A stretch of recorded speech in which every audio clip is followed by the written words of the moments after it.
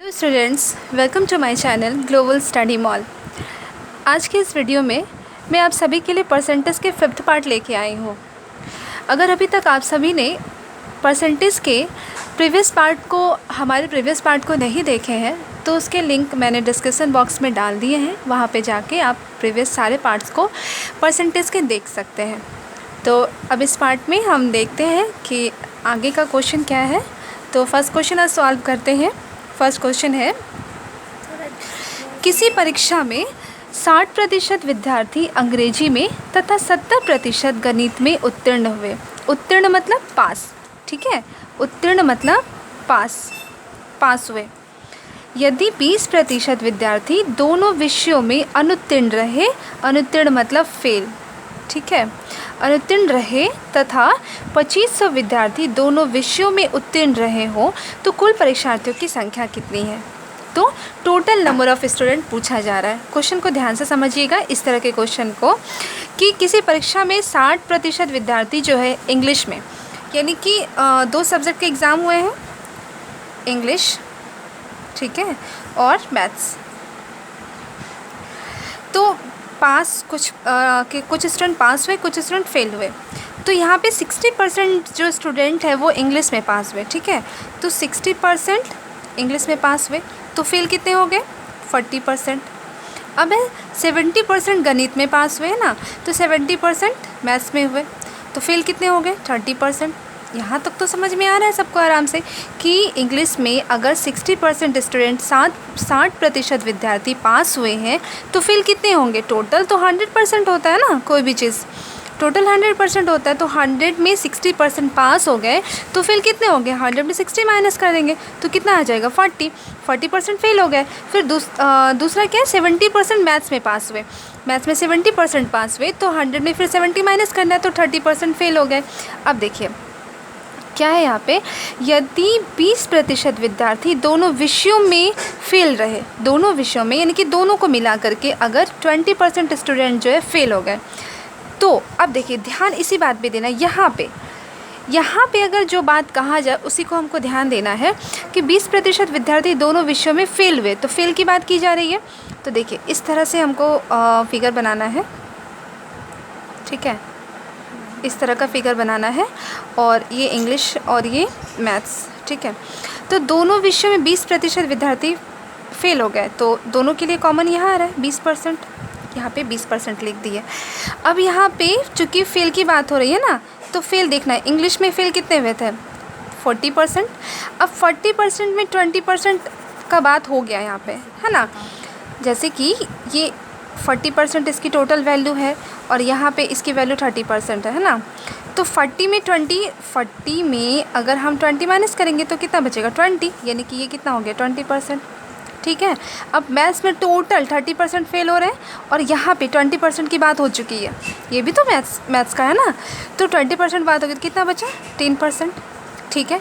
अब देखिए ध्यान से, तथा 2500 विद्यार्थी दोनों विषयों में फेल हुए। 2500 विद्यार्थी क्या है, दोनों विषयों में पास हुए, तो कुल विद्यार्थियों की संख्या। अब यहाँ पे देखिए कि कितने विद्यार्थी जो हैं वो फेल हो रहे हैं, है ना। तो फेल हो रहे हैं, इसको सबको ऐड कीजिए, 20 + 20 + 10, 20 20 40 और 10 50, यानी कि 50% जो है टोटल मिला के स्टूडेंट जो है फेल हुए। तो चूँकि यहाँ बात किसकी हो रही है, पास की हो रही है, तो पास कितने हो जाएंगे, 100 में 50 माइनस करेंगे, 100 में 50 माइनस करेंगे तो 50%, ठीक है। अब यहाँ पे कह रहा है कि 2500 बच्चे जो हैं वो पास हुए हैं और यहाँ पे परसेंट में कितनी वैल्यू आ रही है, 50%। तो क्या हम ऐसा कह सकते हैं कि ये जो 50% है वो 2500 के बराबर है, ठीक है। ये जो 50% है वो 2500 के बराबर है। तो टोटल स्टूडेंट, तो टोटल कोई भी चीज़ अपने आप में 100% होती है ना, तो 100% की वैल्यू 2500/50, ये 1% की वैल्यू है और 100 की वैल्यू में 100 मल्टीप्लाई कर देंगे, ठीक है। तो 10 कैंसिल, फिर 5 से 2 टाइम्स में, तो 25 × 2 50 और ये 00 यहाँ पे उतर गए, यानी कि 5000। टोटल जो बच्चे हुए वो 5000 बच्चे हैं, यानी कि ऑप्शन नंबर डी आंसर। अब इसी तरह के क्वेश्चन हम नेक्स्ट क्वेश्चन भी प्रैक्टिस कर ही लेते हैं, देखते हैं, बिल्कुल सेम पैटर्न पे है। क्या है, एक परीक्षा में 42% अभ्यर्थी गणित में तथा 52% अभ्यर्थी अंग्रेजी में अनुत्तीर्ण हुए। यानी कि मैथ्स में जो 42% स्टूडेंट फेल हुए, अनुत्तीर्ण मतलब फेल, ठीक है, और 52% स्टूडेंट इंग्लिश में फेल हुए। यदि 17% अभ्यर्थी दोनों विषयों में अनुत्तीर्ण हुए, देखिए फेल की बात हो रही है और फेल का ही परसेंट यहाँ पे दिया हुआ है ना, तथा दोनों विषयों में 46 अभ्यर्थी उत्तीर्ण हुए यानी कि पास हुए, तो कुल अभ्यर्थियों की संख्या कितनी है। बिल्कुल सेम क्वेश्चन है जैसे कि मैथ्स में, फिर हम बना सकते हैं, डायरेक्ट बना देते हैं, ठीक है, फेल की बात हो रही है। तो ये मैथ्स है और ये इंग्लिश है, तो दोनों में कितने, इस पे ध्यान देना है बीच वाले पे, दोनों में 17% बच्चे जो हैं वो क्या हुए हैं, फेल हुए हैं, है ना। और मैथ्स में कितने प्रतिशत विद्यार्थी फेल हुए, 42% है, और इंग्लिश का कितना दिया हुआ है, 52%। अब देखिए ध्यान से, 42% में 17% की बात हो चुकी है, ठीक है, तो हम यहाँ पे इसकी वैल्यू कितनी हो जाएगी, 42 में अगर हम 17 माइनस करेंगे तो 25, ठीक है। अब उसी तरह से इंग्लिश में यहाँ की बात करते हैं, 17% की बात हो चुकी, किस में, 52 में, तो 52 में 17 की बात हो चुकी है, तो अब यहाँ पे कितनी वैल्यू आ जाएगी इसकी, 52 माइनस 17, 35, ठीक है। अब यहाँ पे देखिए ये टोटल परसेंट हमको ऐड करना है, 25 + 17 + 35, तो कितनी हो जाएगी, 77%, ठीक है। 77% जो स्टूडेंट हुए वो क्या हुए, फेल हुए। अब यहाँ पे इस पे ध्यान देना, ये क्या बोल रहा है, अगर 46 स्टूडेंट पास हुए हो तो चूँकि हम ये जो परसेंट निकाल रहे हैं वो फेल का परसेंट निकाल रहे हैं, तो हमें पास की परसेंट निकालनी पड़ेगी, तो 5% कितनी हो जाएगी, 100 में माइनस करना, 100 - 77, तो कितनी हो जाएगी, 23%, ठीक है। अब ये 5% हुआ, क्या हम ऐसा कह सकते हैं कि ये जो 23% है वो 46 के इक्वल है। ये क्या है, 46 विद्यार्थी पास हुए और ये यहाँ पे 5% है, तो 23% इज इक्वल टू 46, तो 1% की वैल्यू क्या हो जाएगी, 46/23, तो total number of student that means 100%, okay. तो 46/23 इंटू 100, 23 से 2 टाइम्स में, 2 × 100 200, यानी कि 200 टोटल नंबर ऑफ स्टूडेंट, तो कुल विद्यार्थियों की संख्या 200 हो गई, ऑप्शन नंबर बी। अब नेक्स्ट क्वेश्चन है, क्वेश्चन नंबर 3। अजय अपने वेतन का 25% घर के किराए पर, 5% खाद्यान्न पर, 15% यात्रा पर तथा 10% कपड़ों पर खर्च करता है, ठीक है, तथा 27,000 की बचत करता है। यानी कि वो जितना भी अर्न कर रहा है, जितनी भी उसकी कमाई हो रही है हर मंथ, उसमें से 25% घर के किराए पे, है ना, 5% खाद्यान्न पे, 15% यात्रा पे, 10% कपड़ों पे खर्च कर देता है। इतना सारा खर्च करने के बाद 25%, 5%, 15%, 10%, ये सारा खर्च करने के बाद कुछ तो पैसा उसका सेव होता होगा, है ना। तो जो सेव होता है उसकी वैल्यू कितनी है, 27,000, यानी कि लास्ट में उसके पास 27,000 रुपये बच रहा है ना। तो जाहिर सी बात है कि 27,000 से तो ज़्यादा ही कमा रहा होगा वो हर मंथ, है ना। तो अजय की मासिक आय कितनी है, तो हमें मासिक आय निकालनी है। तो देखिए टोटल वो खर्च कितना कर रहा है, कुल खर्च कितना कर रहा है, 25% प्लस 5% प्लस 15% प्लस 10%, तो टोटल खर्च कितना हो गया, 10 10 20, और यहाँ से 5, यहाँ से 5, फिर 10, तो 20 10 30, 30 20 50 और 5 55, यानी कि 55% वो अपनी आय का 55% खर्च कर देता है। तो बात किसकी हो रही है, बचत की हो रही है ना। तो बचत कितनी हो जाएगी, बचत 100 में माइनस कर देंगे 55, यानी कि 45% वो बचत कर रहा है, 45%। अब देखिए यहाँ से, लेकिन यहाँ पे 27,000 है, तो क्या हम ऐसा कह सकते हैं कि ये जो 45% है वो 27,000 के बराबर है, ठीक है। तो कुल आए, तो कोई भी चीज़ अपने आप में 100% होती है, तो 100% की वैल्यू 27,000/45 × 100, है ना। तो 45 से ये जो कैंसिल हो जाएगी कितने बार में, 600, 27,000 बाय 45 इंटू 100, तो 45 के टेबल में 6 बार में 270 आता है। ठीक है, अब ये 2 ज़ीरो उतार दिए, गुने 100 यानी कि 6 इंटू 1 6, और यहाँ पे 4 ज़ीरो उतार देते हैं। इस क्वेश्चन के सॉल्यूशन को एक बार फिर से हम समझ लेते हैं कि अजय जो है 25% घर के किराए पे खर्च करता है, 5% खाद्यान्न पे, 15% यात्रा पे और 10% कपड़ों पे खर्च करता है, और अंत में अगर वो 27,000 की बचत करता है तो उसकी कुल आय कितनी है। तो टोटल खर्च देखिए, 25 + 5 + 15 + 10, यानी कि टोटल सबको हम ऐड किए तो कितना हो गया, 55% खर्च करता है। मान लिए कि कुल आय जो है वो 100% है ना, 100%।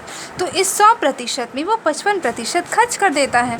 जब 55% खर्च कर देता है तो कितना प्रतिशत वो बचत किया, इस 100 में 55 को घटा देंगे तो 45% वो बचत किया। अब यहाँ पे बोले 27,000 की बचत करता, तो हम ऐसा कह सकते हैं कि 45% जो वो 27,000 के बराबर है।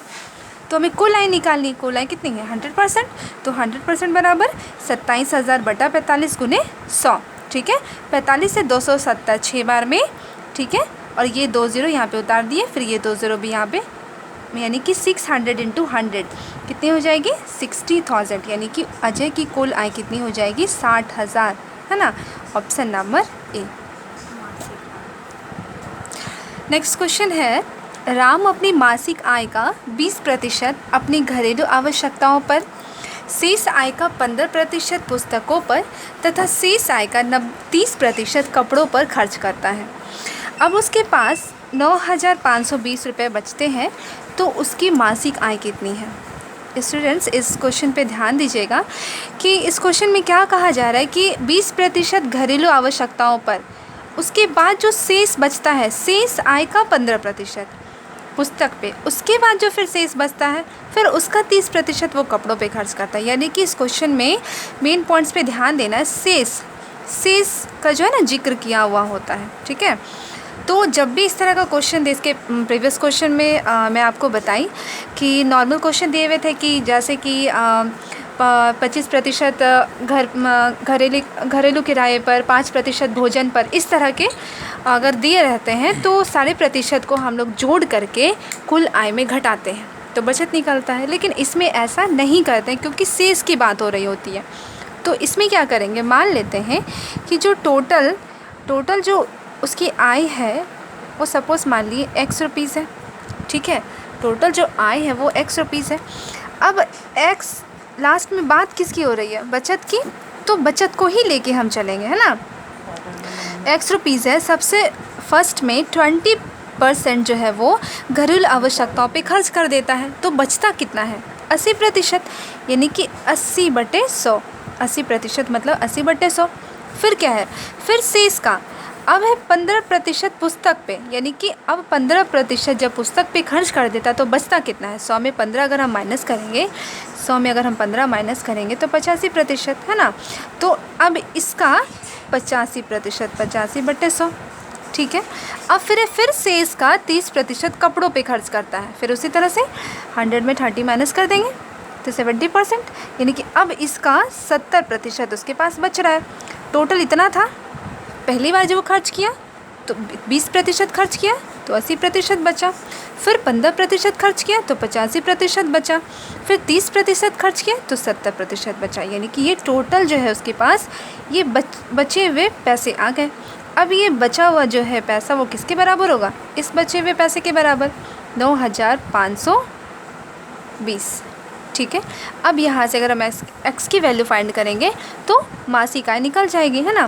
तो कैंसिल करते हैं, 1010 यहाँ से कैंसिल, 1010 यहाँ से कैंसिल, 85 और यहाँ से 17 से करते हैं, 17 बचे 85 और 17 बचे 85, 95 85 गया 10, यानी कि 102, और 17 में 17 गुना 6 102, और ये 0 यहाँ पे उतर गया। ठीक है, तो 7 से काट सकते हैं, 7 8 56, 1 0 उतर गया। फिर 8 से काट सकते हैं 10 बार में, तो फिर 5 से काट सकते हैं 2 बार में, यानी कि x की वैल्यू क्या हो गई 2 और ये जो जितना भी है 100 100 इंटू 100 इंटू 100 मल्टीप्लाई हो जाएगी। तो x की वैल्यू 2 इंटू 1 2 और यहाँ पे 40 है टोटल, तो 40 यहाँ पे डाल देते हैं। यानी कि टोटल जो मासिक आय हो गई वो 20,000 यानी कि 20,000 उसकी मासिक आय। Option number C. ठीक है, इसी तरह के क्वेश्चन हम नेक्स्ट क्वेश्चन भी देख लेते हैं, प्रैक्टिस कर लेते हैं।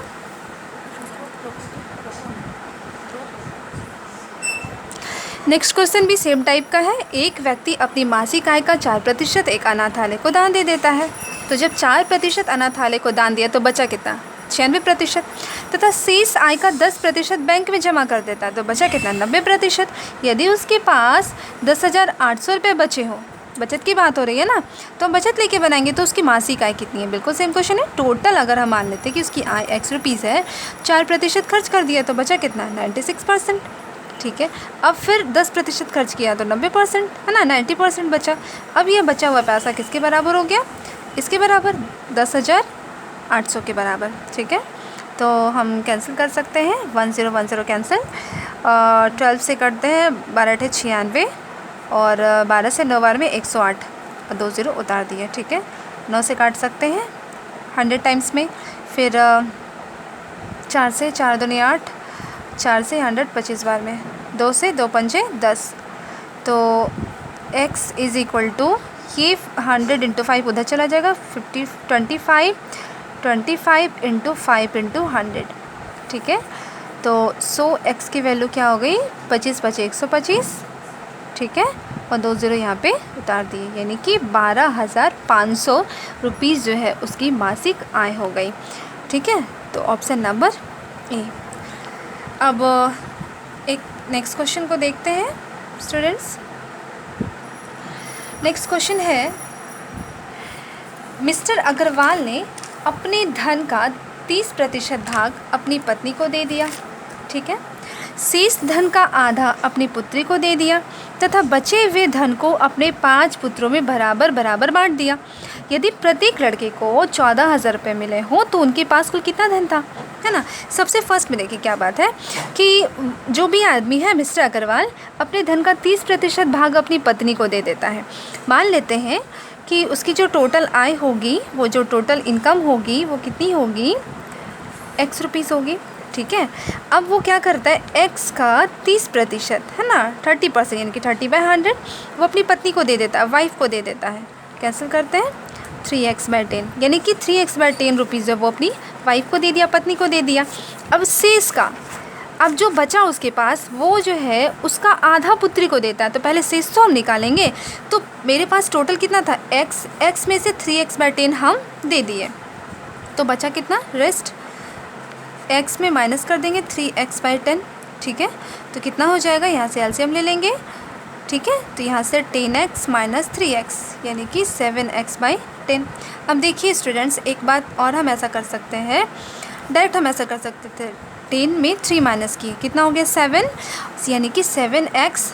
डायरेक्ट भी हम लोग माइनस कर सकते हैं। जब भी इस तरह के चीज़ आए, जैसे सपोज़ हम देखते हैं, जैसे कि मान लीजिए 1 - 2/5 ऐसा हो, जबकि यहाँ 1 हो और 1 में फिर माइनस करना है कोई किसी भी फ्रैक्शन को, ऐसी जब वैल्यू दी हुई होती है तो हम लोग डायरेक्ट ऐसा कर सकते हैं, 5 में 2 माइनस कर देंगे 3/5। ठीक है, ऐसा हम लोग करते हैं, है ना। तो इस तरह से टाइम थोड़ा सेव होता है एग्जामिनेशन हॉल में। तो रेस्ट उसके पास कितना हो गया? 7x/10। अब यहाँ पे देखिए क्या है, यहाँ पे क्या बोल रहा है कि बचे हुए धन का, शेष धन का आधा अपनी पुत्री को दे दिया, तो अपनी जो डॉटर को कितना देता है? ये बचे हुए धन का आधा दे दिया, यानी कि कितना हो गया? 7x/20।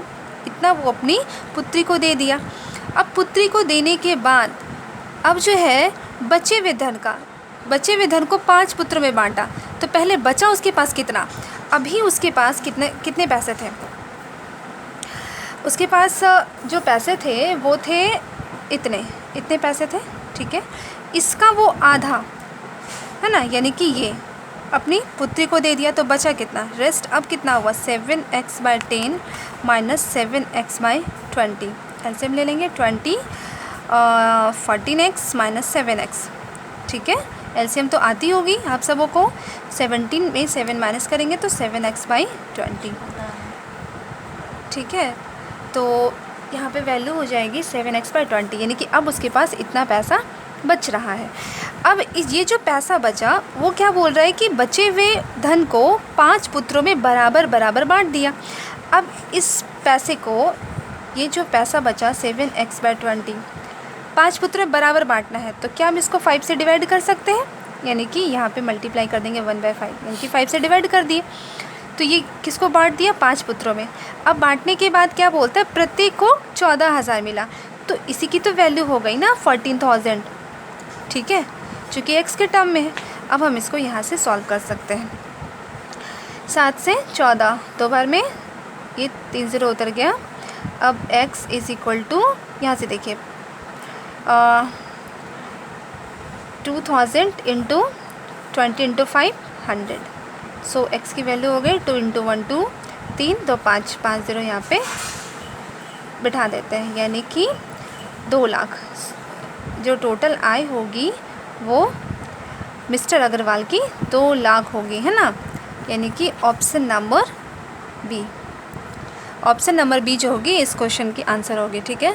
तो स्टूडेंट्स आज के वीडियो में बस इतना ही। अगर आज का वीडियो आप सबों को पसंद आया हो तो हमारे वीडियो को लाइक करें, शेयर करें और सब्सक्राइब करें, और आगे मैं परसेंटेज के और नेक्स्ट पार्ट आप सबों के लिए लेके आऊँगी। आज बस इतना ही, धन्यवाद।